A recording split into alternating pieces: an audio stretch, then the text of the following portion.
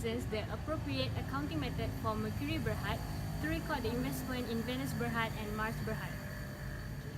Mercury Berhad has a control over the Venus and also the Mars Berhad.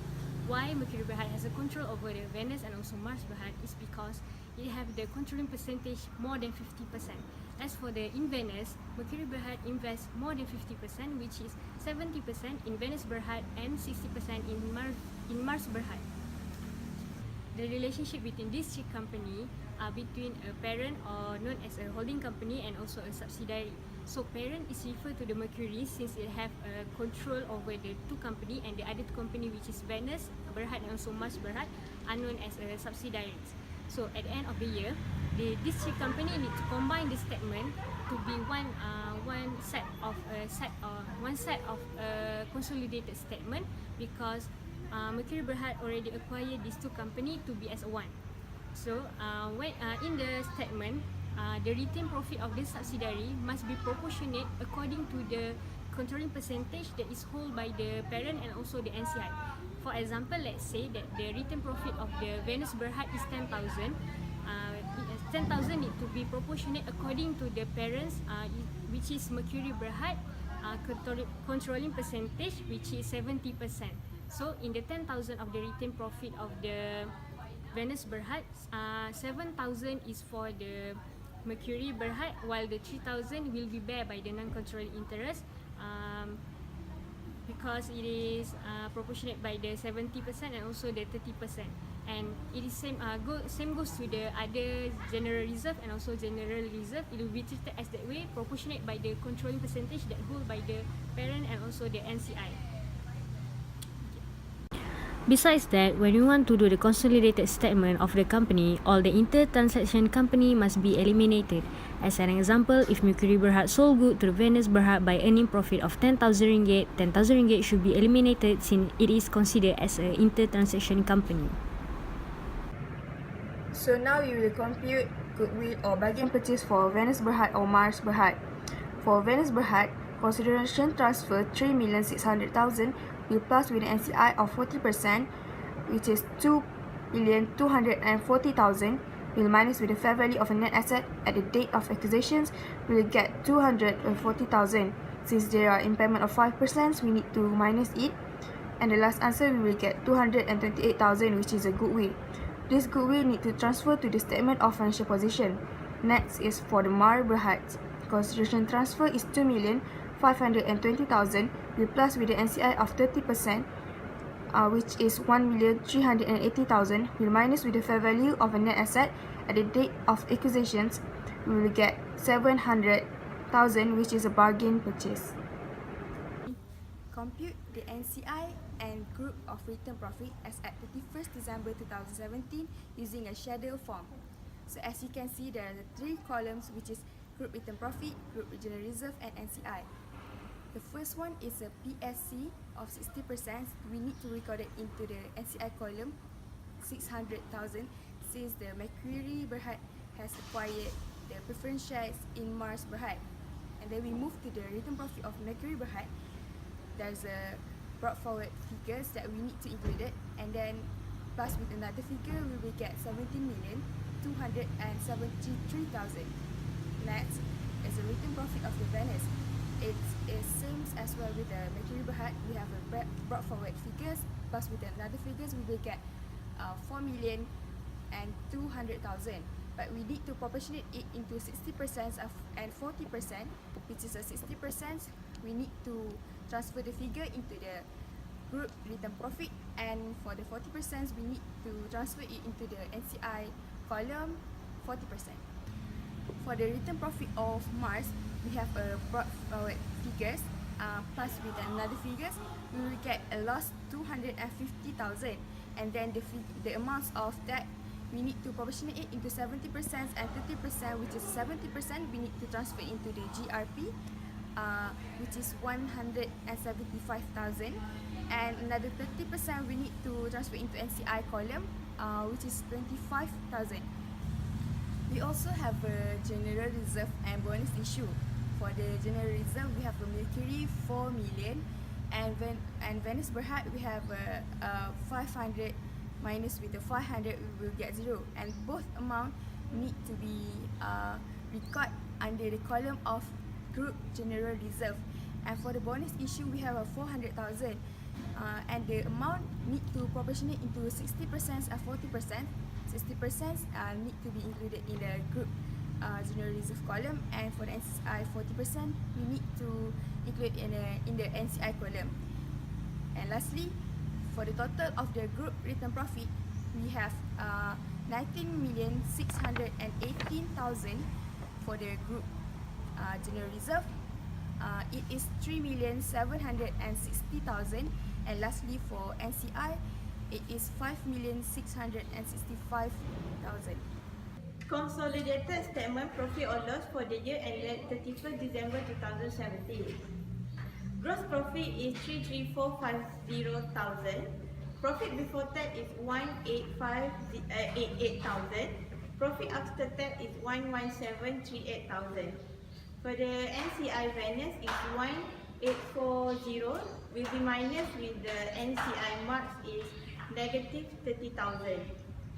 For the profit after tax attributable consists of holding company and NCI. Holding company hold 9928,000 and NCI hold 1810,000. Consolidated statement of changes in equity of Mercury Berhad for the year ended 31st December 2007. Group retained profit consists of balance brought forward, profit for the year, and ordinary share capital dividend amounted 90,680,000.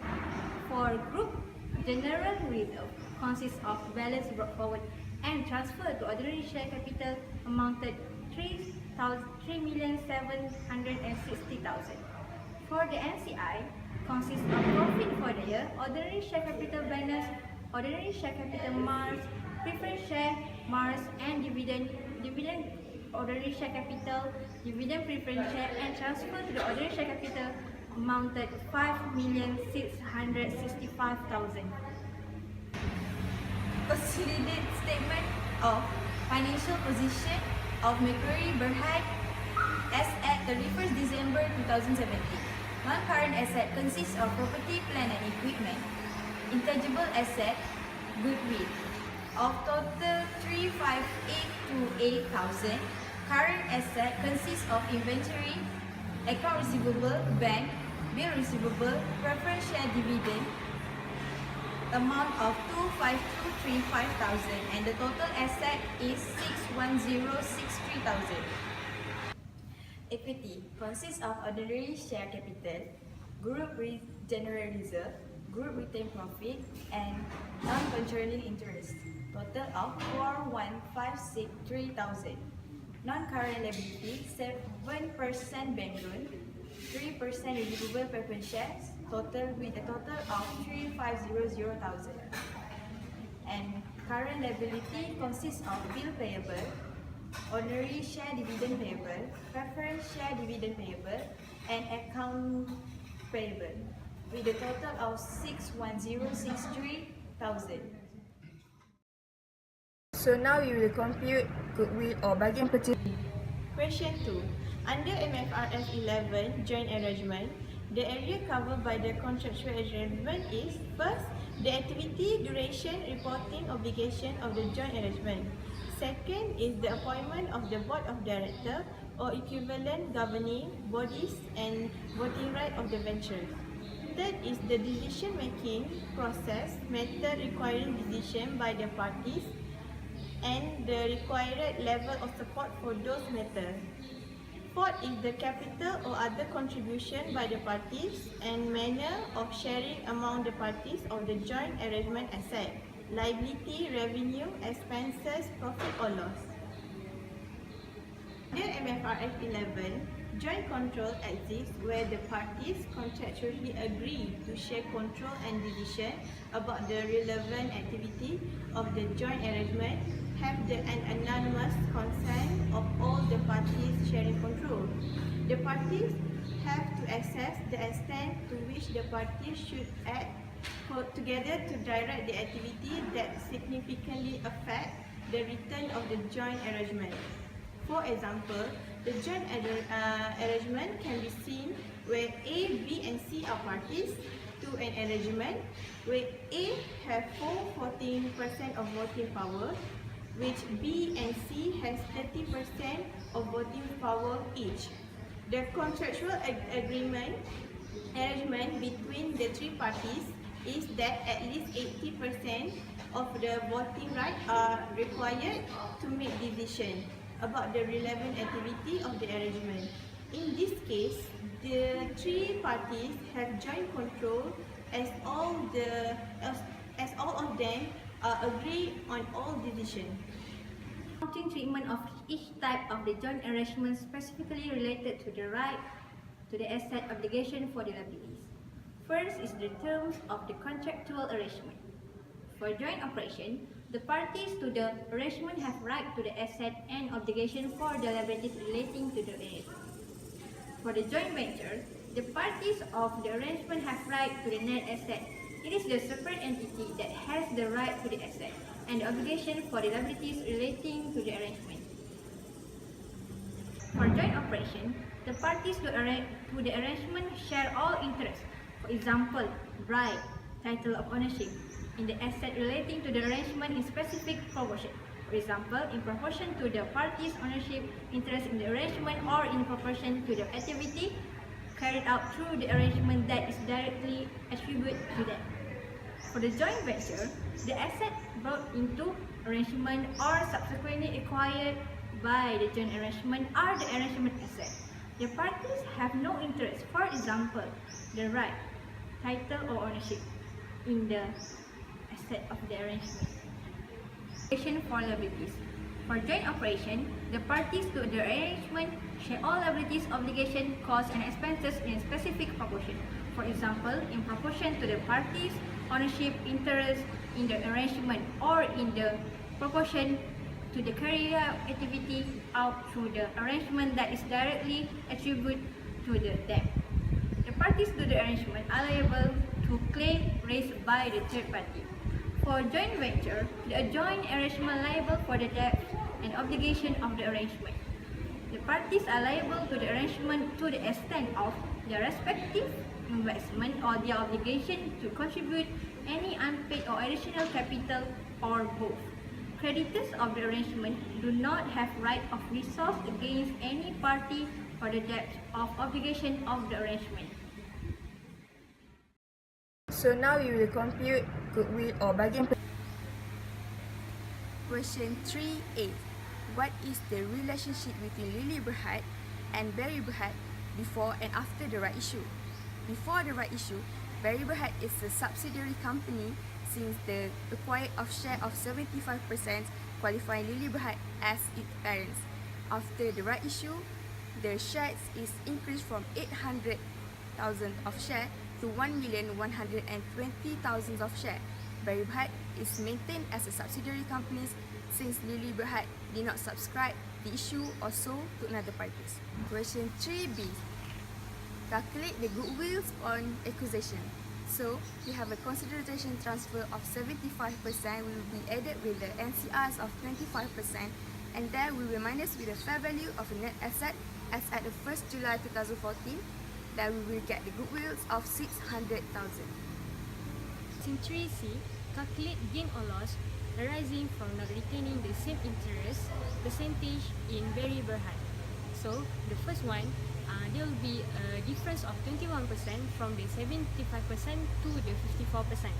So, where we get the 54%, it is from 600,000 divided by 800,000 plus with 800 times with 2/5. Where we get the 2/5, in statement it says on 1 May 2017, Barry Berhad made a right issue of 2 shares for every 5 shares at an exercise price of RM5 per share. So that is where we get the 800,000 times the 2/5. So the total will get to the amounting of 54%. So to calculate the gain or loss, we need to the first one we need to go to we proceed with the proceed receive, which is amounting to 3,750,000. It is calculated by the 5 million times with the 75% and less with the fair value of net asset of investment disposal. investment disposal, which is 5 million plus with 320,000 times with 5 ringgit and plus with times with 54% equal to 3,564,000. So 3,750,000 minus with 3,364,000 is equal to 186,000.